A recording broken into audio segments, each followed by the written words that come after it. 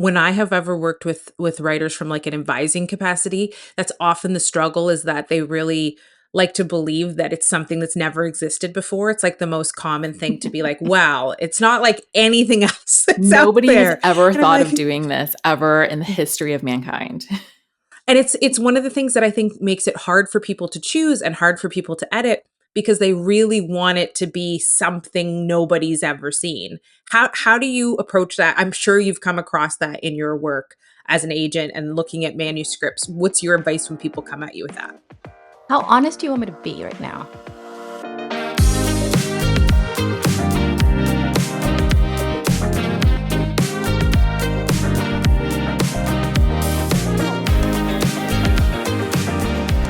Welcome to Into the Fold, a Book and Lit Fest podcast with JL and Lynn. I'm one of your hosts. My name is JL Richardson. I'm the founder and executive director of the Festival of Literary Diversity, or FOLD. And I am your other host. I'm Hudson Lynn. I'm the program coordinator at The Fold. Welcome to season 2, episode 3 of Into the Fold.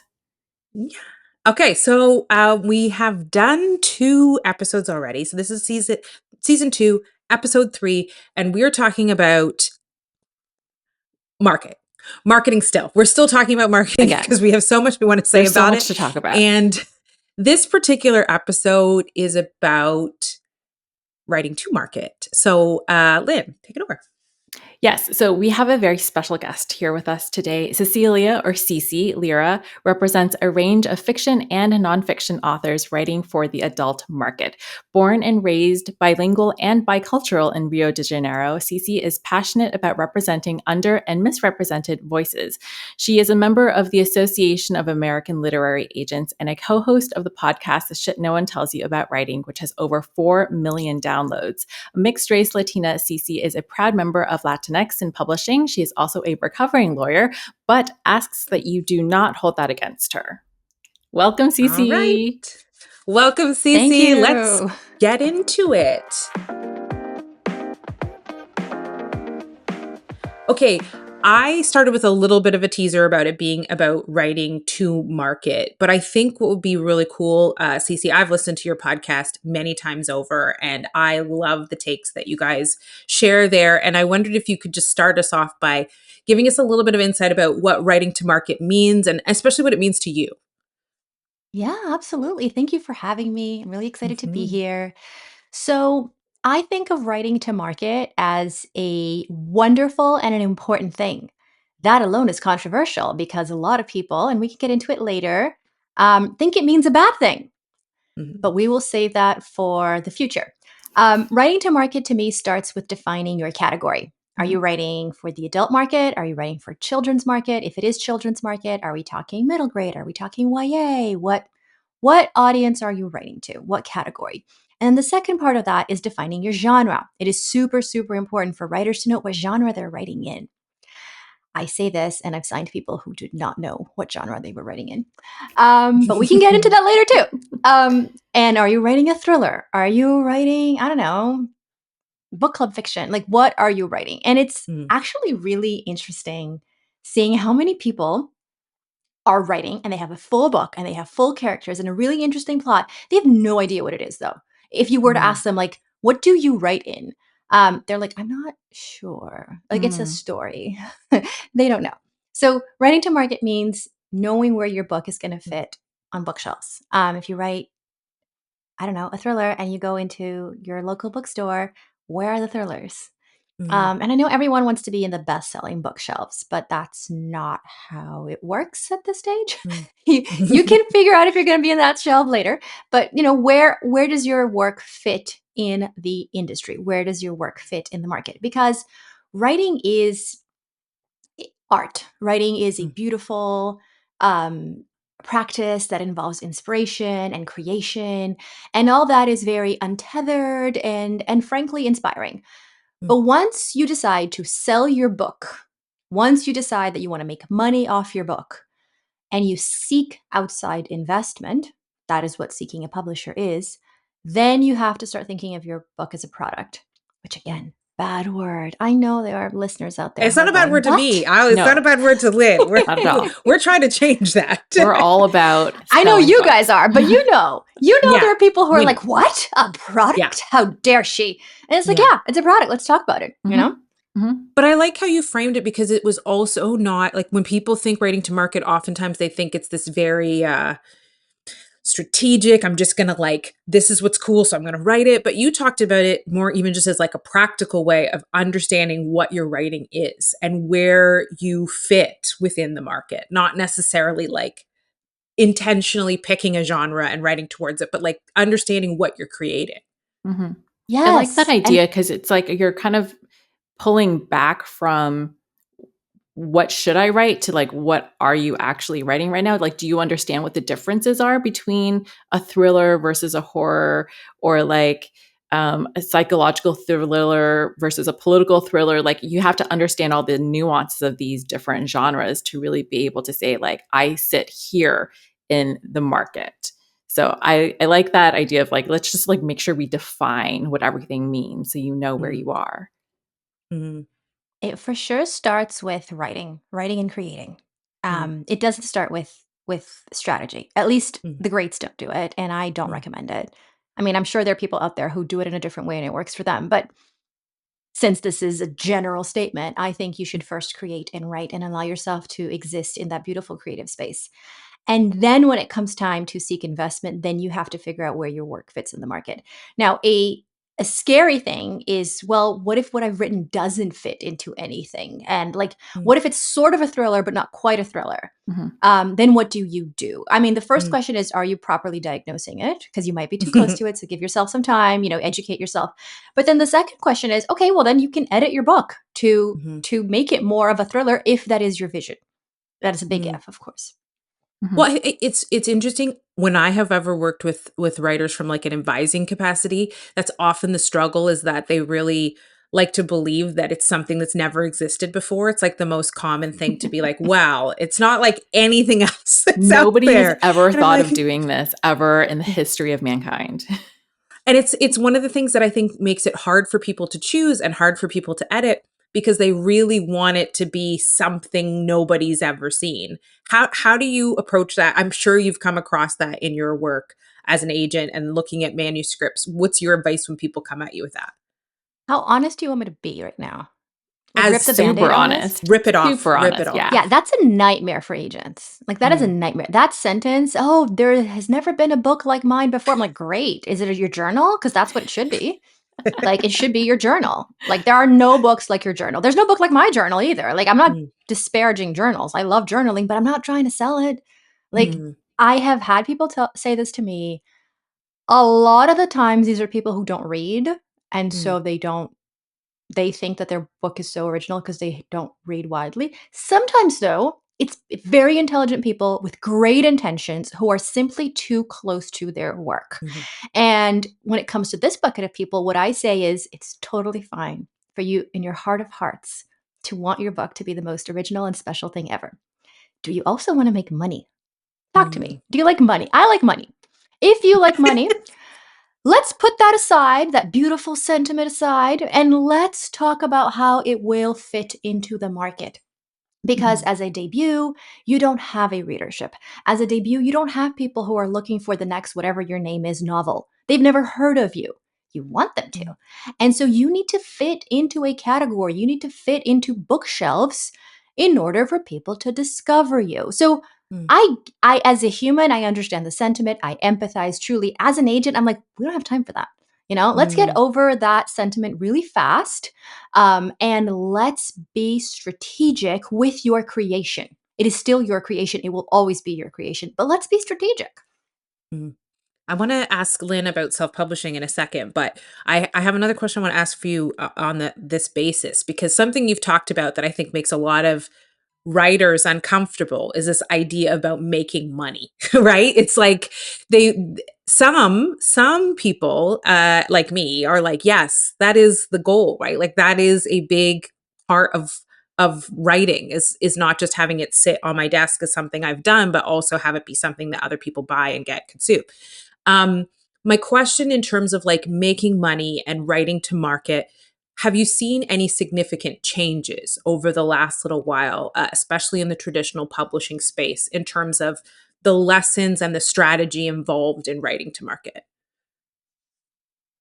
Yeah, I think so. I think that more and more, so the way books sell has changed significantly. It used to Mm, be that you had big players in the media space, and if you were able to pitch these big players and they would feature your books, like a review in the New York Times or mm, whatever, you would automatically see book sales because the media landscape wasn't fragmented. Now it mm, is.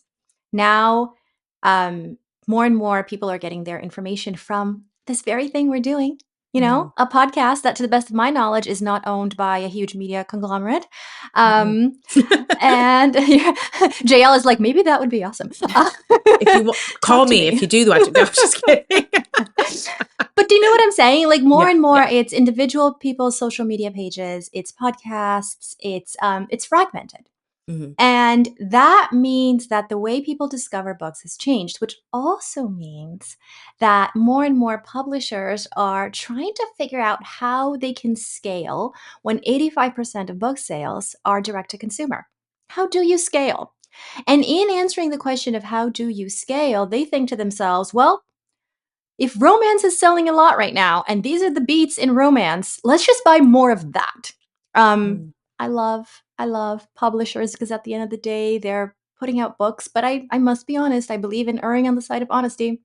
A lot of publishing is reactive.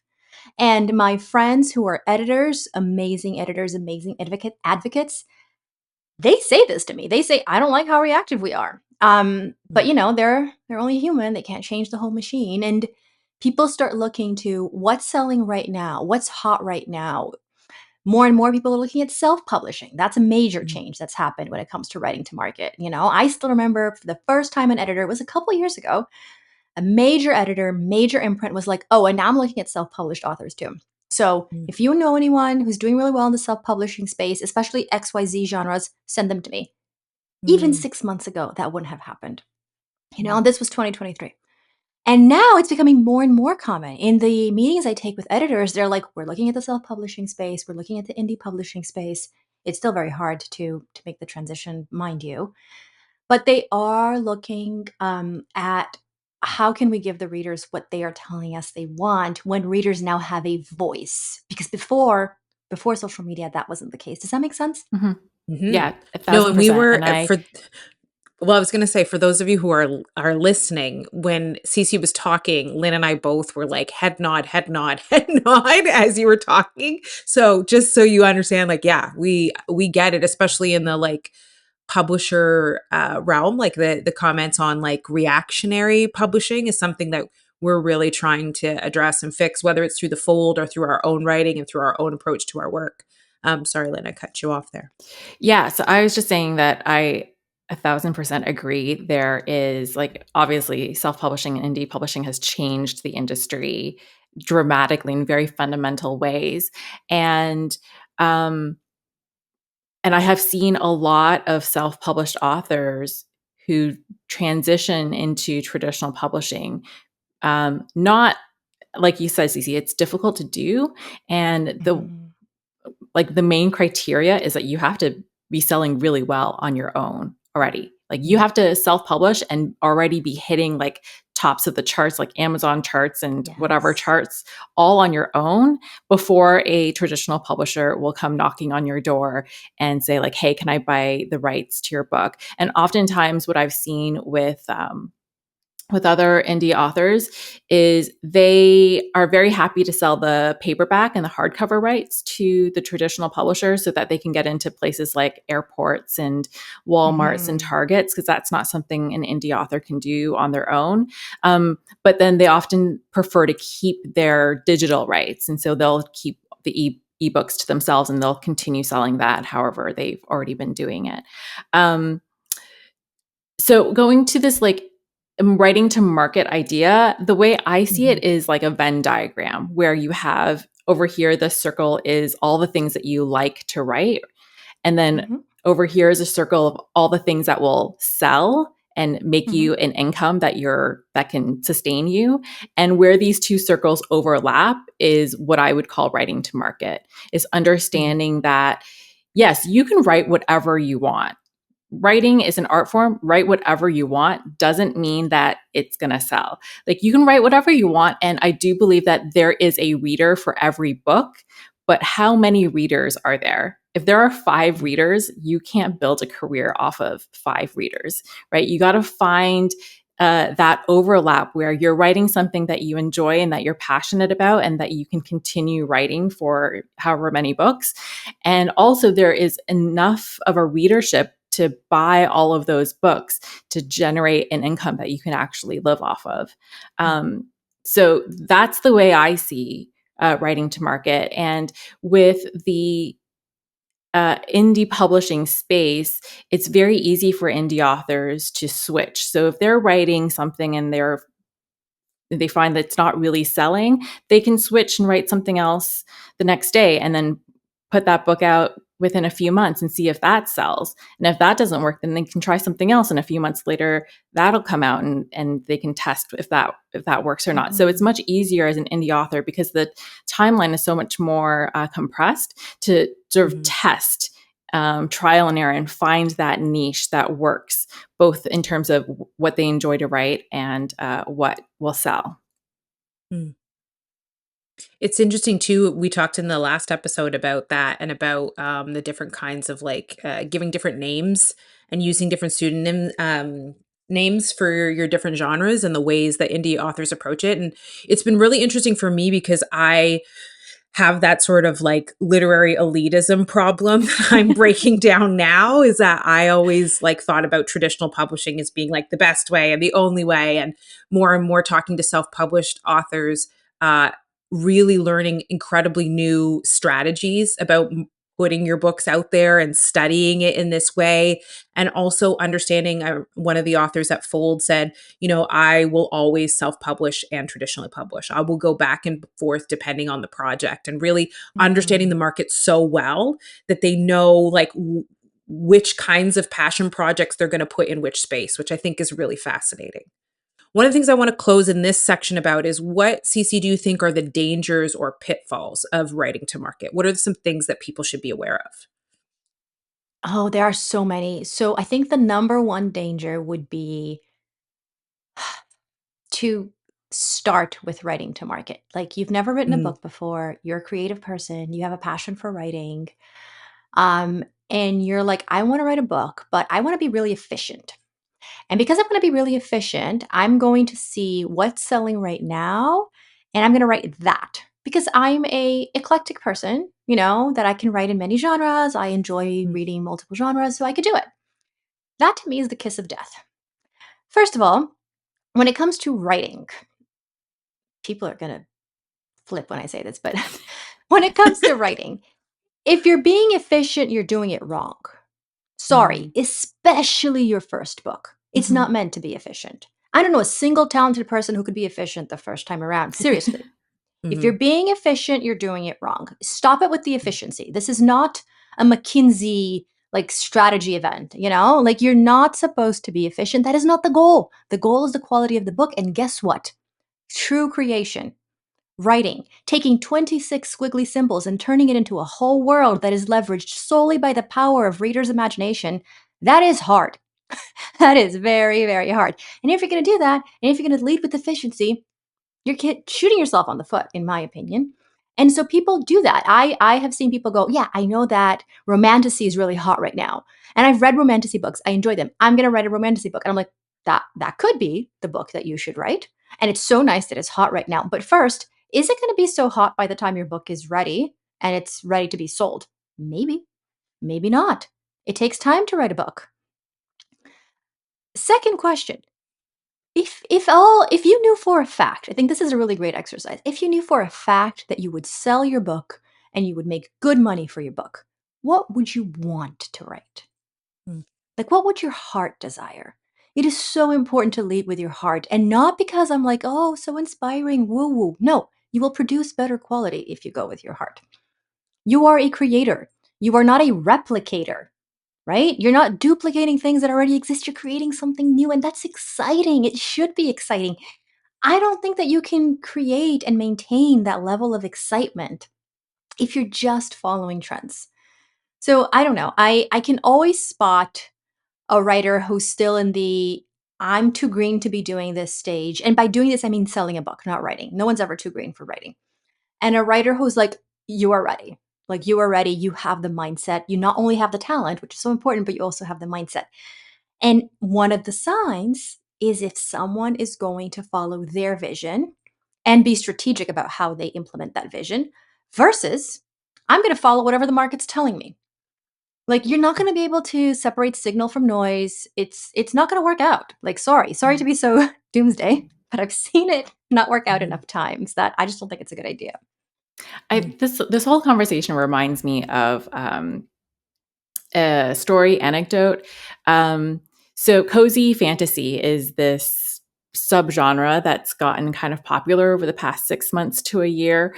And for those who might not know, fantasy tends to be very like high drama, lots of complicated plots, lots of characters. But cozy fantasy doesn't have a huge over like epic kind of plot. It's really like they're opening a coffee shop or they're opening a bakery and it's just like the drama around like what's happening in the coffee shop, but with fantasy type characters. So as far as I understand, the first cozy fantasy that really took off was Legends and Lattes. And that was initially self-published. And I think that when the author did that, I don't know if he knew that that was going to take off. I would assume not, since there wasn't a huge market for that, but it did take off. And after it took off, again, the traditional publishers came knocking on the door and they bought the rights to it. And then Rebecca Thorne is a author who also writes cozy fantasy. And I met her at a convention I went to a couple of years ago. And she was saying how she saw how Legends and Lattes took off and was like, hey, I can write books like that. I like writing that type of stuff. And so she very quickly wrote a cozy fantasy, self-published it. And I think that was called You Can't Spell Treason Without T. Published it, and then that took off also. And what she was saying is that she saw the beginning of this trend, and because she was in the indie publishing space, she could move fast enough to try to jump on that bandwagon and see if she could ride that wave. And I think that is, again, like one of the things with indie publishing, why that like compressed timeline makes it a lot easier for folks to like try these different things, is because she could write a book and publish it within like 6 months to see if she could catch that wave before it like took off without her.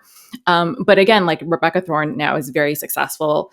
Traditional publishers came knocking on her door also, and she's got lots of traditional publishing deals as well. But I think that is like JL knows that I talk about self-publishing a lot, and I was very apologist for self-publishing. But I think that is like one of the strengths of self-publishing, is that people are not afraid to like try new things and try 100%. things that like, I don't know if this is going to work, but hey, I like doing this and it seems like it's cool. And maybe like a few readers have told me that they would be really excited for this kind of project. So let me just try it and let me just do it. And see if that works. And let's be honest, that would never work in traditional publishing, right? Yeah. That's the space I operate in. Like, that would be a disaster. What, you're going to write a book and you think that in 6 months a publisher's going to, no, honey, that's not going to happen. But it does work for self-publishing, you know, not in the sense that people always succeed, but the framework is there for success to be possible. And that's awesome. Like, that's an awesome thing about self-publishing. Yeah, exactly. And like I said, there's so many, and Cece, you said this too, there's so many self-published authors who have sort of found that formula on their own. They realize like, this works for me, both in terms of what I like to write and how I can be a creative person, and also what readers want. And then they like take that formula and they can transition into traditional publishing and even like expand their reach even farther. But yeah, it doesn't work for everyone. Like, just because you write something new and you sort of, you know, take a risk doesn't mean it pays off. There's plenty Most of the time it doesn't. Yeah, there's Let's just plenty be of honest. self-published Like, authors who write tons of Oh stuff, yeah. goes nowhere, can't find a Yeah. readership. So it can Yeah, go but both that's ways. also true of traditional publishing, Yeah. like Yeah. again, I don't want this to become a doomsday episode because I truly believe We publishing is a love Doomsday wonderful though. I found my people. But like Yeah, it's let's hard just for talk about the any hard book to things. break out. Yeah, but it Yeah. is. It's hard for any book to break out in any industry, any category because there's being a writer is recognizing that at every stage in the process there are more people trying to do what you want to do than there are people willing to invest in what you want them to invest in. So, writing stage, most people can't finish a novel. If you can, great, you've done that. Mm, Finding an agent space, most people can't find an agent. If you can, great. mm, And then trying to sell your book, most books don't sell. If mm, yours does, great. Having the book come out and do well, most books don't do well. If yours does, great. But at every stage, it becomes harder and harder and harder. Writing the book is the easy part, and it's mhm, not easy. It's not easy to write a book, but it is the easy part. Mhm. So mm, it's just so hard to break out, and the flexibility that comes with self-publishing, which is amazing and can like high risk, high reward. Let's Oh face yeah, it. mhm, for sure. That is what self-publishing is. Also, like the high risk, high reward is also true in traditional publishing. The advantages, I'm using air quotes, to traditional publishing exist if that's the stuff you want. And we can talk about that. We can talk about like, so why would someone traditionally publish if it's hard regardless? There are advantages to it. Mhm. I yeah. sell to that market. I'm not disparaging it in any way. But it's also important to realize that, oh, okay, so if I want less risk, should I go the traditional route? No, there's Mm, lots of risk there too. So, mhm. I'm curious for you, in terms of talking about strategies and market strategies. I've seen you and some of your co-hosts on the podcast sort of put calls out and say, "This is what I'm looking for now." So you've talked about you're in the traditional publishing space. Lynn's given a great example of how self-publishing moves. What's behind those calls, which seem yeah, to be like a writing to market kind of yeah, strategy? And how does that work? When you say like, "This is what I'm looking for," yeah. what's behind looking for it? How does it work when the timeline is so stretched out? So, behind every send me whatever, I'm asking people to send is a few things. One is I want to read that book. Mm, As an agent, I read my clients' books, oh gosh, I don't even know, at least 6 times. So it has to be a book I really want to read. Like, it has to be a book that I'm excited about. I have to like mhm, it. I have to enjoy it. I am not in this business to not have fun. I like what I mhm, do. And that's really important to me to keep that love. So, first is I want to read that book. Second is I know editors want this book. You know, I talk to mm, editors and they're telling me this is what we want. The thing about my wish list in particular is it's evergreen. Like mm, I've been wanting the same thing since I started agenting and I will always want these things. Sure, there are times where I will put out a wish list that says things like I'm really interested in a low level drama novel about cousins because I mhm, just came back from time with my cousin and I thought about our childhood and how fun that would be. And I know an editor, shout out to Melanie at mhm, Atria, who would love that novel too. mm, So, it's love, but it's also like mm, I could sell this. But not in a sense that, and I say this to my followers all the time, there's never a ticking time clock for mm, any of this. Like mm, the stuff I like, I'm always gonna like. I have never put out a call for romantasy, for example, because even though I've read it, I've studied it, I've appreciated it. I think Sarah J. Maas writes very well. I mm, enjoyed her first book, The Court of Thorn and Roses, I think it's called. mm, Um, but I could not sell that. Like, and mm, other agents can, and they're so awesome. But I would never put out something that I don't think could have staying potential in terms of my sales ability, you mm. know? Mhm. I love that because I always am like, Is this because it's cool now? Is it because it's out now?" But Yeah. it's interesting to hear from you that it's just like it's just what I love. It's what I'm always going to love, or it's what Passion. I have a particular mood for. Yeah. I think for me, when I think about writing to market, I'm really interested in selling books, and I Mhm. remember an author telling me everything in service to the reader. And that's really been like my mantra for my books. I have ideas, lots of ideas, complicated ideas, usually far too complicated. And when I think about writing to market, for me, it's about understanding what I've seen in the books that sell well. You know, and what kinds of qualities that I want to have. Like, I want to have good writing. That's a real priority for me. But I also want like an electric plot. I want someone to be like, Yes. my favorite compliment of all time is always, I couldn't put it down. I read it in a day. Even if it took me 8 years to write, that will always be like the greatest compliment. And so I'm always looking at the books that do those things and trying to mimic what I think they've done in the way I structure my books. And I think sometimes when my editor comes back to me and says something doesn't work, it's always the question of, it doesn't work because I haven't done it well, or it doesn't work because it just Mm, won't ever work.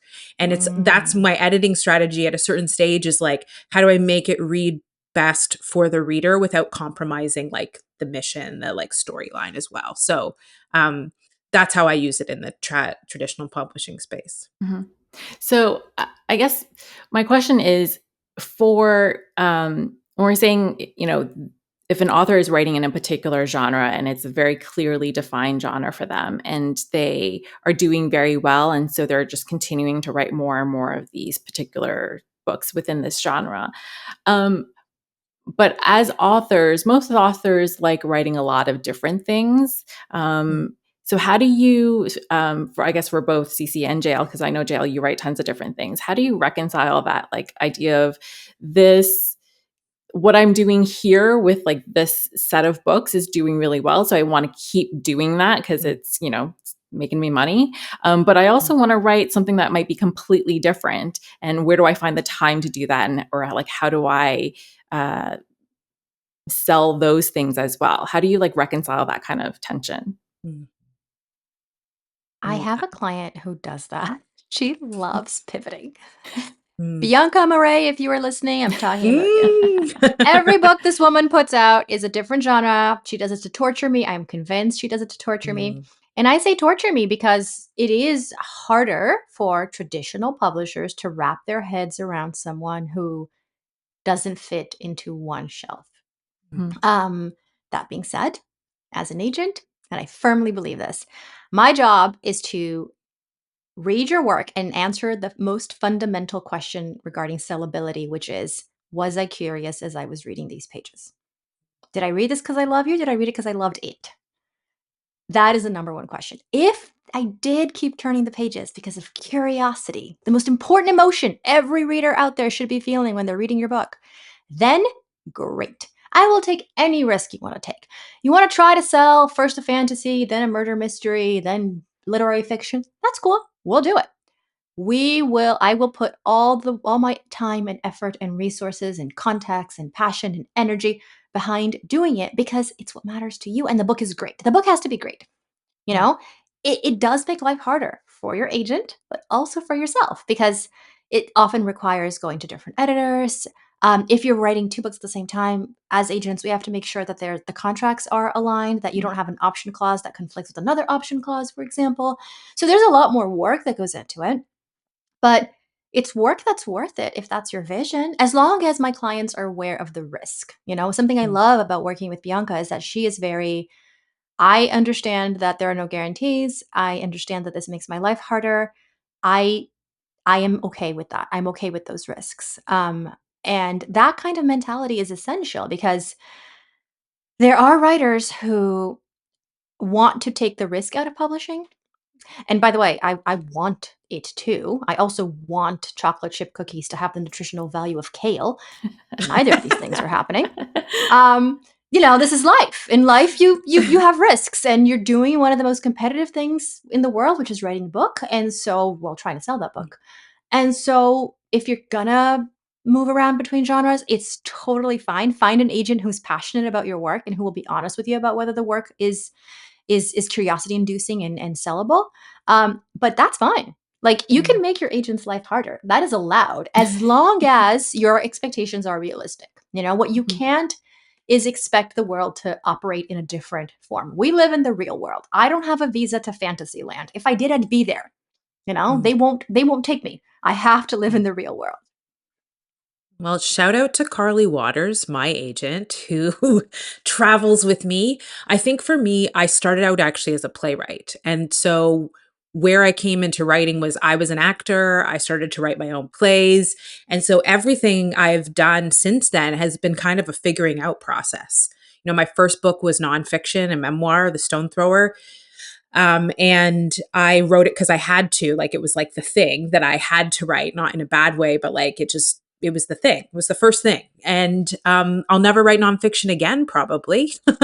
And that's fine. I sort of learned that in the process. I've written a couple children's books. I don't really enjoy writing children's books, not because I don't like writing them or putting them out. It's a lot easier in some ways for me to do that than a novel, but because I don't actually enjoy the promotion process as much. I don't enjoy doing workshops for kids and going into elementary school classrooms and having them ask if I have a cat or a dog. Like, I just don't, it just doesn't like get me going in the same way that going into high schools and talking to students about Gutter Child did. And so I learned through those first publications what I'm extremely passionate about. And I think I will always stay in fiction as a result of what I've learned. I think I will go back and forth less, maybe. But I think that that's been just like a learning of myself. I'm a storyteller. I can tell stories in lots of different forms, but if I'm going to go and sit in my office and write by myself, what is the things I'm going to be most passionate about? And that's fiction, it's dystopia, it's genre fiction. These are things that like Cece was talking about. These are things I'm passionate about. These are things I read on my own. These are things I'm probably never going to get tired of. And so they're also the things that I think are going to be in my writing more. And I think I will jump less than I have in my previous years. But I don't actually know, because I truthfully will write anything that comes to me in whatever form it needs to come out in. And so that's just sort of like what I've learned about myself more than writing to market. I think I love what I call sweet spot fiction. That is my favorite thing. It's, just great writing, but also moving plots, like just keep me going. I think like I always use The Break by Katerina Vermette as like probably my favorite example of a book that inspired the way I want to write books and the kinds of books I want to put out there. And I think the other thing is I like to write books, and this was true of the Stone Thrower memoir as well as Gutter Child. I like to write books that are what I call like multi-generational. Like a teen can read it, a grandparent can read it, a middle-aged, anywhere, any age, and it's still got enough challenge but enough access that there's no like limitation that way. Mm-hmm.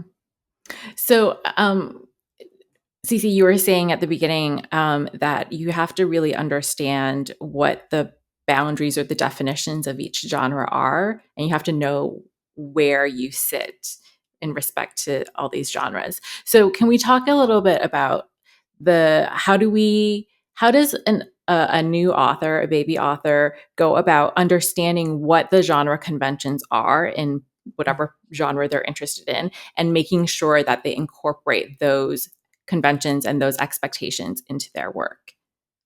And how important is that? I mean, Cece, do you ever say to someone you don't have to worry about the conventions? Um, I would never say don't worry, but I would say don't be guided by them. Mm. It's a mix. Again, like I said, I think it's really important to first allow yourself the freedom, the creativity, you're just creating. Like, there's no Mm. pressure, there's no deadline, there's no bookshelf you have to fit in. You have to honor that stage. It is a very important stage, and if you skip that stage, the work will suffer. Mm. There's also another stage that's also really important. Again, if your goal is to sell books, which is the making sure that this is sellable stage. Agents can't make something sellable. Like, we don't have that power. I wish we did. If we did, I'd be a much richer agent. We don't. We have the power to diagnose. We're tasters. It's almost like, imagine again. I'm obsessed with chocolate chip cookies and also brigadeiros. People who don't know what brigadeiros are, they're Brazil's greatest contribution to the world.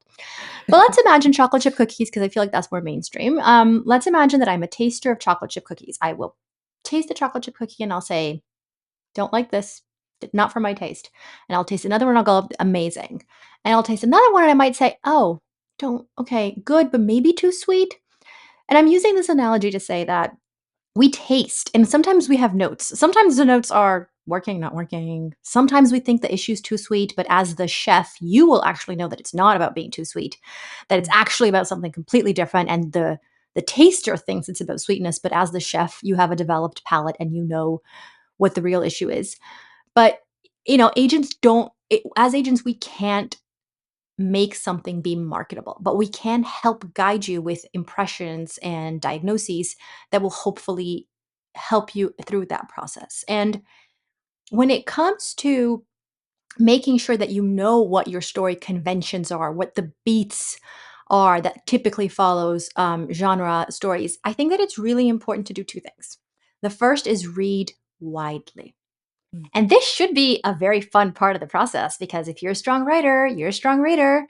And I'm talking really read. Like your life is now books. Everything you do is books. You're like Ken and Barbie, like your job is books, like to read books. All you do is read books.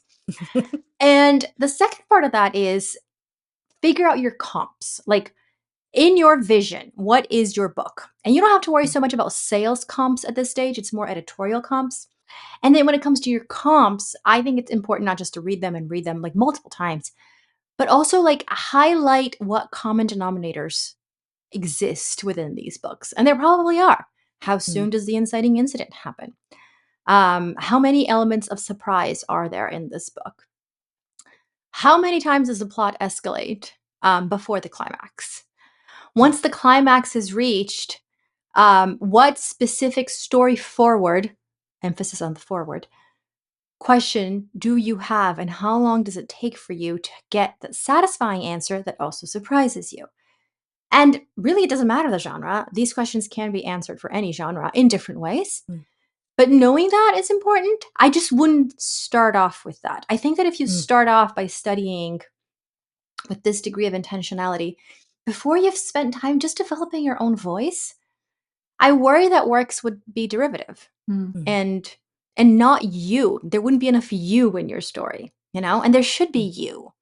I should read when I read a JL book, I go, this is a JL book. Like it came from her brain, Like I know it came from her brain.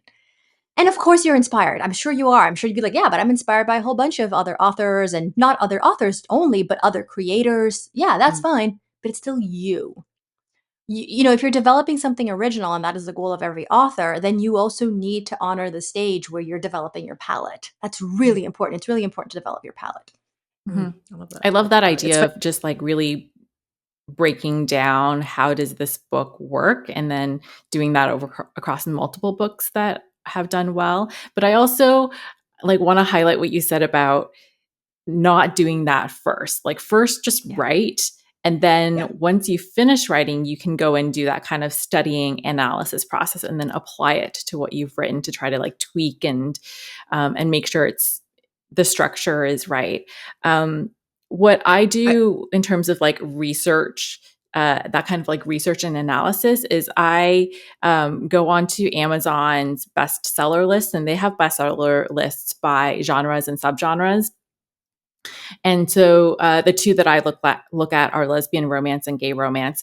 And about once a week, and I've been slacking. I used to do this more regularly, but I try to go in about once a week and I take a look at the top 50 books in that list. And I'm looking at what kind of titles do they have? What are like the title conventions that they use? How long is the book? What kind of covers do they have? When I'm reading the description of the book, can I pick out the tropes? And then I count up like, what are the most popular tropes that are selling at this moment? And I use all of that information to inform what are my next projects going to be, or how can I fit my current project and tweak it so it looks a little more similar to what readers are looking for at the moment. So these are all like strategies and skills or tools that you can use to understand what is the market so that when you're writing to market, you know what you're trying to write to.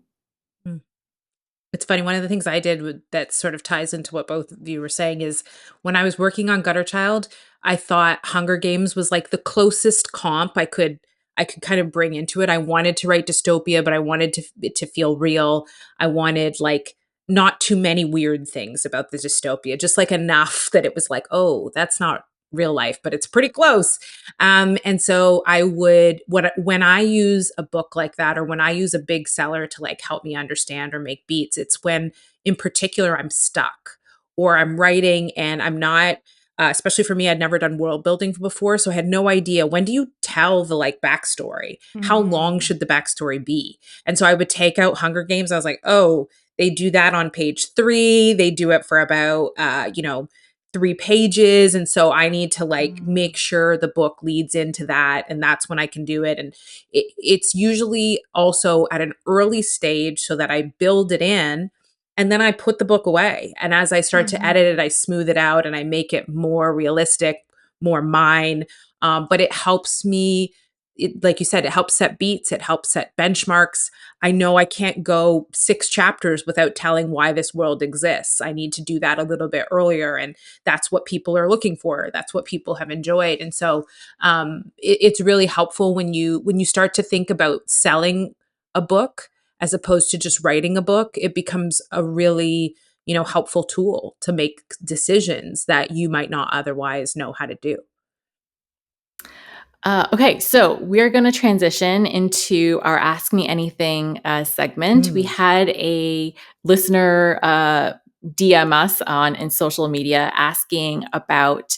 So this listener has been submitting or querying a lot of agents and submitting to a lot of publishers, but hasn't heard back anything. Like no rejections, no acceptances, just nothing, just silence. And so my question to Cece is, what should that person do? Or what does it mean when they just hear silence? And what should they do, if anything? And this is like non like the history about like the queer movement. So that was a bit of the framework of the question. It's targeted at teens. It's about queer identity. Mhm. Wait, but it's nonfiction? Mhm. Okay, nonfiction, targeted to teens. Why, and I'm asking this with all the love and patience I can muster, why are they querying agents and publishers at the same time? Don't do that. Mm. People shouldn't do that. Don't do that, people. Like, if you get an offer from a publisher, I can't help you to the degree that I could if I had built the buzz myself. So Mm. I, Mm. with love, do not recommend that. You can, you're allowed. There's no book jail. But if there were, I would put you in book jail.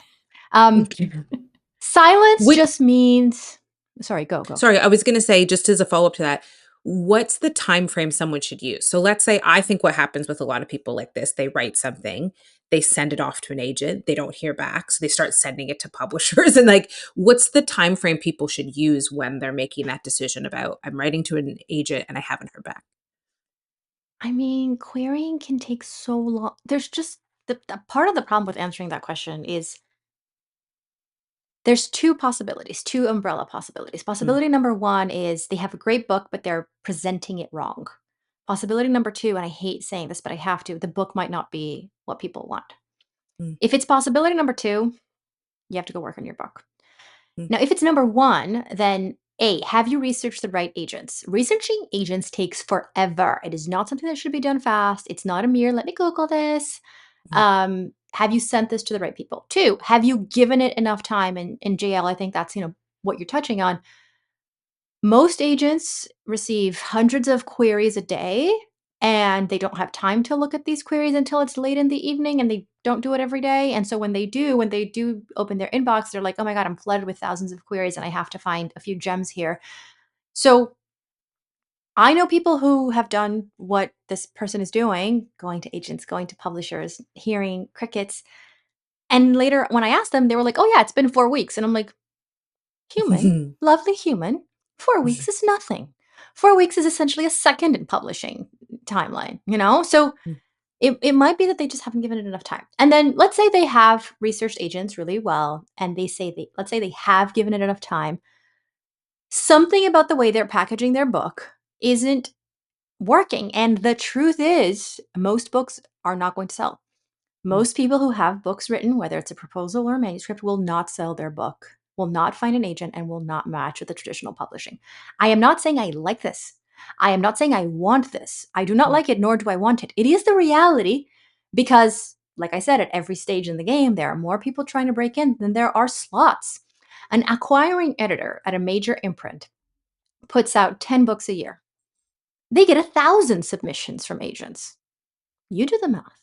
You Mm. know, it's hard. I what I would say to this person is, I'd have lots of questions about how long it's been, what their strategy is, have Mm. they accurately worked on their proposal. I get queries where I look at it and I go, this is not a book. You're saying it's a book, but it's not a book. It's a draft of a draft of a draft. And one day it could be a beautiful book, but it's not a book yet. Mm. And that's on you. But I Yeah. also get queries where it's like, this is a book. This is fantastic. I still can't sell it. Mm. And that is where the true heartbreak lies. Because the person did put in the work, did put in the effort. But I don't know who to sell it for. Like, this isn't a market that I rep. I don't rep children's markets or, Yeah. teens. So I there might be nuances that I don't know about, but I do think that it's pretty just it's just a competitive It's just unique. situation. Yeah.